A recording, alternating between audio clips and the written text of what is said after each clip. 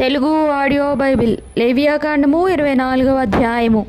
మరియు యెహోవా మోషేకు ఇలాగు సెలవిచ్చెను, దీపము నిత్యము వెలుగుచుండునట్లు ప్రదీపము కొరకు దంచి తీసిన అచ్చమైన ఒలీవ నూనెను తేవలనని ఇశ్రాయేలీయులకు ఆజ్ఞాపించుము. ప్రత్యక్షపు గుడారంలో శాసనముల అడ్డతెరకు వెలుపల అహరోను సాయంకాలము మొదలుకొని ఉదయము వరకు అది వెలుగునట్లుగా యెహోవా సన్నిధిని దాని చక్కపరచవలెను.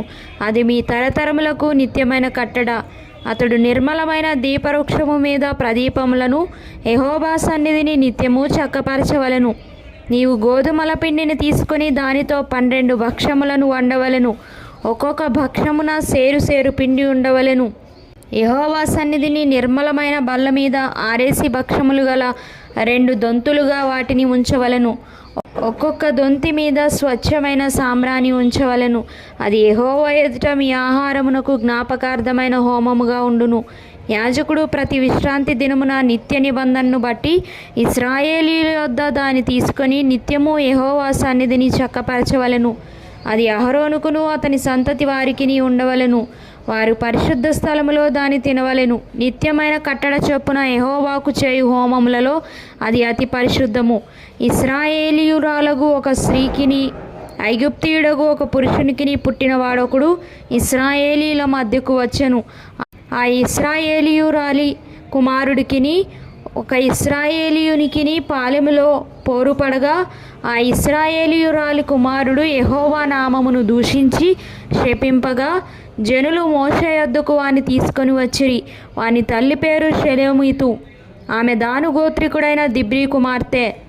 యెహోవా ఏమి సెలవిచ్చునో తెలుసుకొని వరకు వానిని కావలిలో ఉంచిరి. అప్పుడు యెహోవా మోషేకు ఇలాగు సెలవిచ్చెను, శపించిన వానిని పాలెము వెలుపలికి తీసుకొని రమ్ము. వాని శాపవచనమును వినిన వారందరూ వాని తల మీద తమ చేతులుంచిన తరువాత సర్వసమాజము రాళ్లతో వాని చావగొట్టవలెను. మరియు నీవు ఇశ్రాయేలీలతో ఇట్లనుము, తన దేవుని శపించువాడు తన పాపశిక్షను భరింపవలెను. యెహోవా నామమును దూషించువాడు మరణశిక్ష నొందవలెను. సర్వసమాజము రాళ్లతో అట్టి వాణ్ణి చావగొట్టవలెను. పరదేశీయే గాని స్వదేశీయే గాని యెహోవా నామమును దూషించినెడల వానికి మరణశిక్ష విధింపవలెను. ఎవడైనను ఒకనిని ప్రాణహత్య చేసిన ఎడల వానికి మరణశిక్ష విధింపవలెను. జంతు ప్రాణహత్య చేసిన వాడు ప్రాణమునకు ప్రాణమిచ్చి దాని నష్టము పెట్టుకొనవలెను. ఒకడు తన పొరుగువానికి కలంకము కలుగజేసిన ఎడల వాడు చేసినట్లు వానికి చేయవలెను. విరుగగొట్టబడిన దాని విషయంలో విరుగగొట్టబడుటయే శిక్ష. కంటికి కన్ను పంటికి పళ్ళు చల్లవలెను. వాడు ఒకనికి కలంకము కలుగజేసినందున వానికి కలంకము కలుగజేయవలెను. జంతువును చావుగొట్టిన వాడు దాని నష్టమునిచ్చుకొనవలెను. నరహత్య చేసిన వానికి మరణశిక్ష విధింపవలెను. మీరు పక్షపాతము లేక తీర్పు తీర్చవలెను. మీలోనున్న పరదేశికి మీరు చేసినట్టు మీ స్వదేశికిని చేయవలెను. నేను మీ దేవుడనైన యెహోవానని వారితో చెప్పుము అనెను. కాబట్టి మోషే ఇశ్రాయేలీయులతో ఇలాగు చెప్పెను, శపించిన వానిని పాలెము వెలుపలికి తీసుకొని పోయి రాళ్లతో వాని చావగొట్టవలెను. యెహోవా మోషేకు ఆజ్ఞాపించినట్టు ఇశ్రాయేలీయులు చేసిరి.